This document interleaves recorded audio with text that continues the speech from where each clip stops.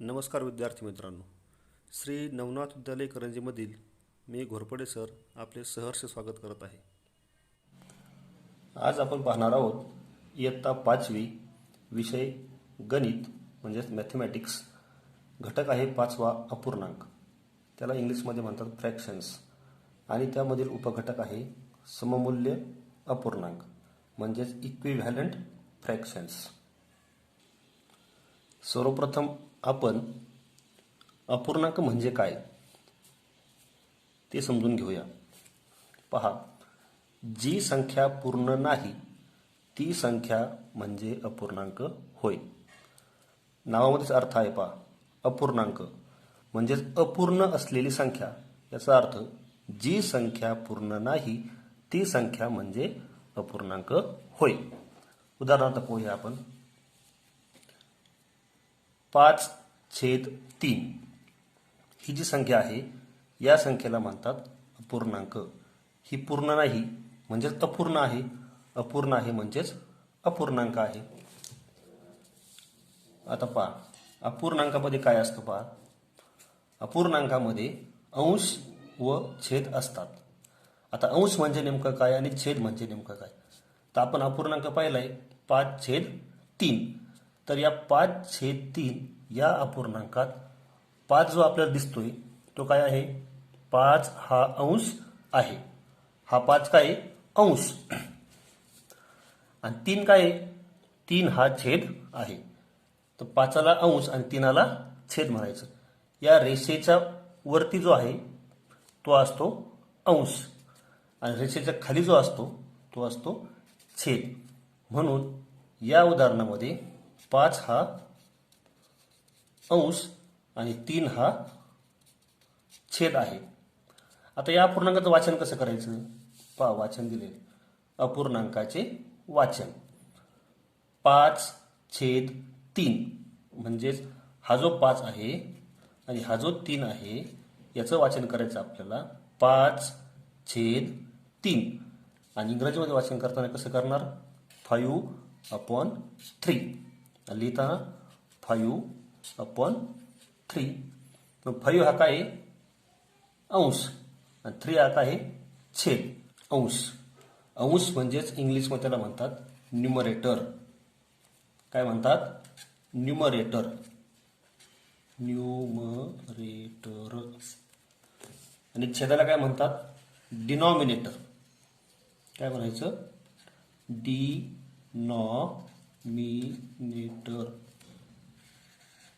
छेदाला म्हणायचं डिनॉमिनेटर. अंश न्यूमरेटर, छेद डिनॉमिनेटर. दुसरा आपण अपूर्णांक एखादा घेऊया आपण. For example 4/5. मराठीमध्ये वाचन कसं करायचं. 4/3 आणि इंग्रजीमध्ये 4/5 अशा पद्धतीने. तर अपूर्णांक समजला असेल. पुन्हा एकदा पाहूया. अपूर्णांक म्हणजे काय. जी संख्या पूर्ण नाही ती संख्या म्हणजे अपूर्णांक होय. म्हणजे 1 ही संख्या आहे, 2 ही संख्या आहे, 50 ही संख्या आहे. या सर्व संख्या कशा आहेत. पूर्ण आहेत. परंतु 5/3 म्हणजेच 5/3 ही संख्या पूर्ण नाही, म्हणून याला म्हणायचं अपूर्णांक. मग अपूर्णांकामध्ये काय असतात ते आपण पाहिले. अंश आणि छेद. यामध्ये 5 हा अंश आहे, 3 हा छेद आहे. आणि वाचन कसं करायचं. 5/3 आणि इंग्रजीमध्ये 5/3. आणि जो रेषेच्या वरती असतो त्याला म्हणतात अंश आणि जो रेषेच्या खाली असतो त्याला म्हणतात छेद. अंशाला इंग्रजीमध्ये म्हणतात न्यूमरेटर आणि छेदाला इंग्रजीमध्ये म्हणतात डिनॉमिनेटर. आता आपण पाहूया इक्विव्हॅलंट फ्रॅक्शन्स. त्याला मराठीमध्ये म्हणतात सममूल्य अपूर्णांक. आता याच्यामध्ये सुद्धा नावामध्येच अर्थ आहे. पहा, सममूल्य इक्विव्हॅलंट. आता सममूल्य म्हणजेच इक्विव्हॅलंट. ज्याचं मूल्य समान आहे. मूल्य कसं पाहिजे? समान. मूल्य म्हणजेच काय? किंमत.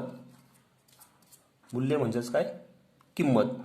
मग ज्या अपूर्णांकाची किंमत समान असते त्याला म्हणायचं सममूल्य अपूर्णांक, म्हणजेच इक्विव्हॅलंट फ्रॅक्शन्स.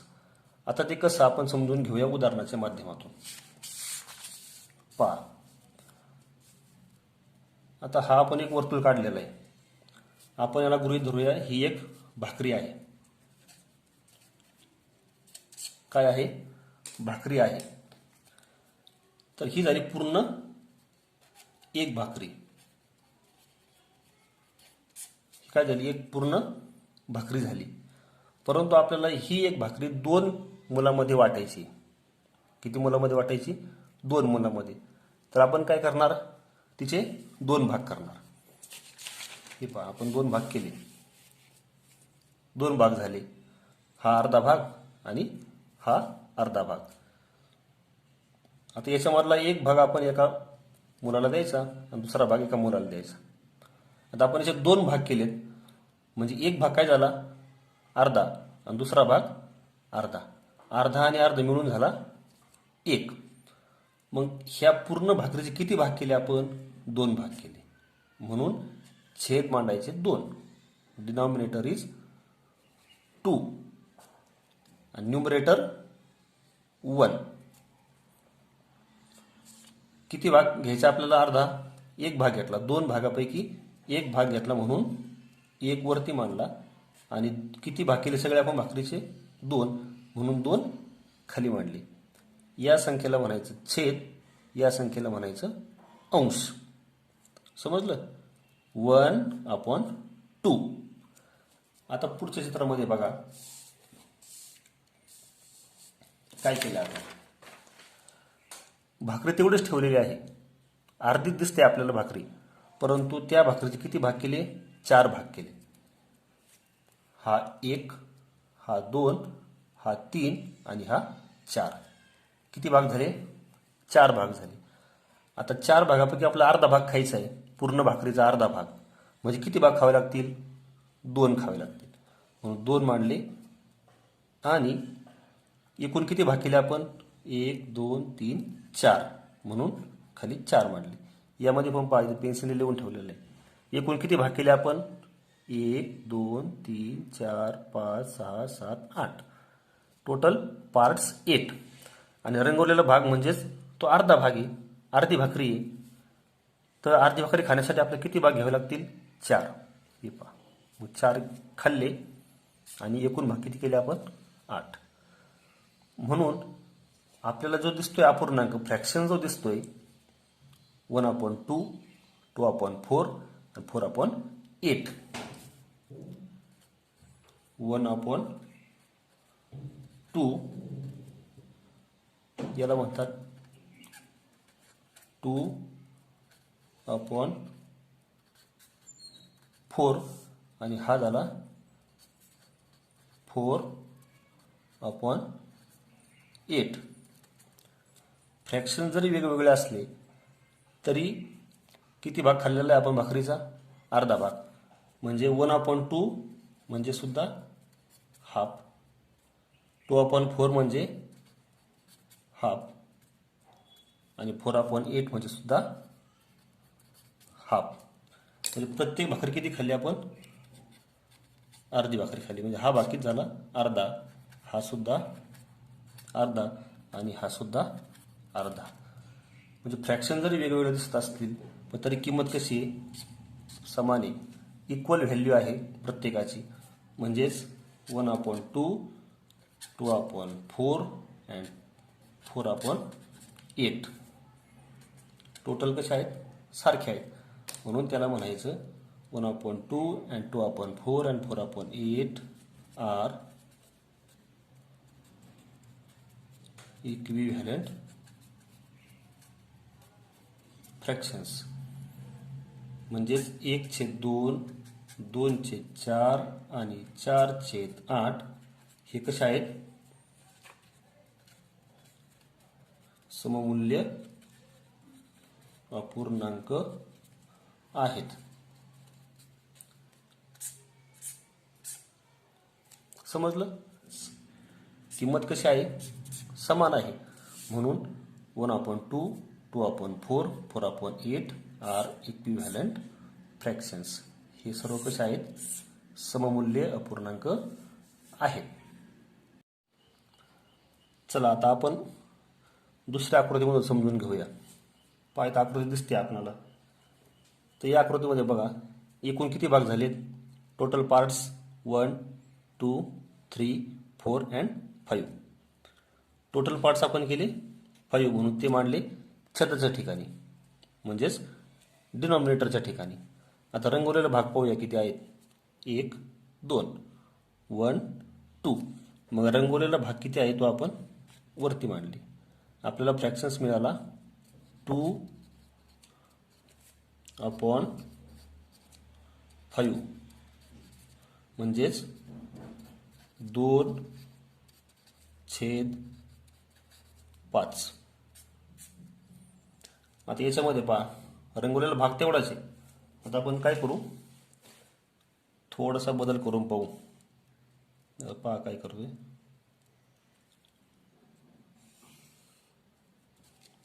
रंगवलेला भाग आपण तेवढाच ठेवलाय।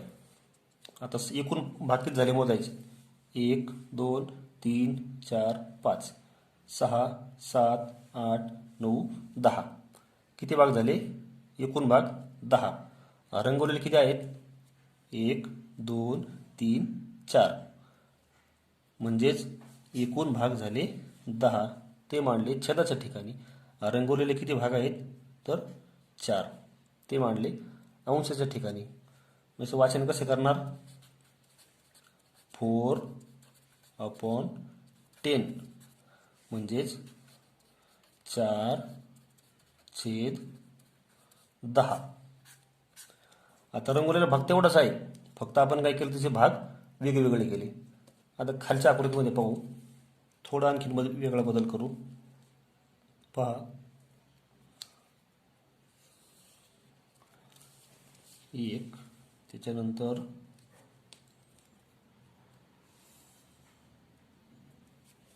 5। किती भाग केले? आता मोजूया आपण।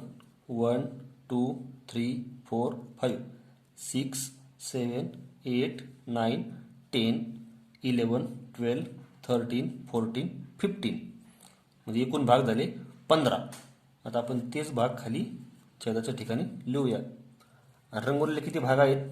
1, 2, 3, 4, 5 अँड 6। ते मांडले आपण न्यूमरेटरच्या ठिकाणी। म्हणजे इथं फ्रॅक्शन मिळाला आपल्याला 6/15, या ठिकाणी मिळाला 4/10 आणि या ठिकाणी मिळाला 2/5। प्रत्येक ठिकाणी रंगवलेला भाग कसा आहे? सारखाच आहे। इथं 5 भाग होते, 2 रंगवले। इथं 10 भाग झाले, 4 रंगवले। आणि इथं 15 भाग झाले, 6 रंगवले। रंगवलेला भाग आपल्याला सारखाच दिसतोय, म्हणजेच किंमत कशी आहे? सारखीच आहे। म्हणजेच 2/5, 4/10 and 6/15 are equivalent fractions.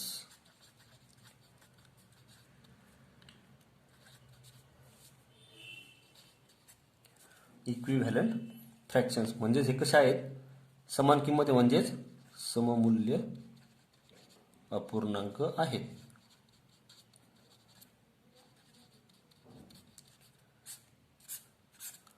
समजलं? आकृती सगळी सारखीच आहे, रंगवलेला भाग सुद्धा सारखाच आहे, परंतु फ्रॅक्शन जे मिळालेत, अपूर्णांक जे मिळालेत, ते प्रत्येक अपूर्णांक वेगवेगळा दिसतो। दिसायला जर वेगळा असला तर त्याची किंमत कशी आहे? समान आहे, म्हणून त्याला म्हणतात सममूल्य अपूर्णांक। तर पहा, आज आपण अशा प्रकारे अपूर्णांक या घटकातील उपघटक सममूल्य अपूर्णांक आज शिकलो आहोत। धन्यवाद।